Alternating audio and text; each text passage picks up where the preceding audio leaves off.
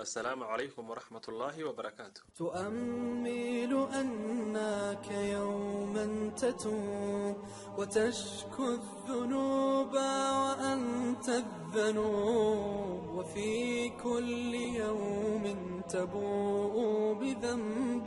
muxuu yahay madmadowga ku samaysma indhaha hoostooda ama indhaha hareerahooda dadka qaarkood?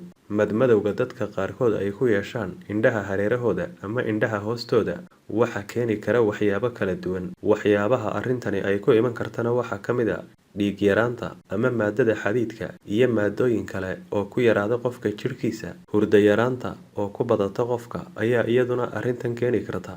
cabitaanka sigaarka iyo wixii la mid ah oo qofku isticmaalo ayaa iyaduna keeni karta. fallaadhaha qorraxda oo waqti badan ku dhacda qofka isagoon qofku xidhnayn muraayadaha laga xidho qorraxda ama muraayadaha hadhka ayaa iyaduna keeni karta arrintan.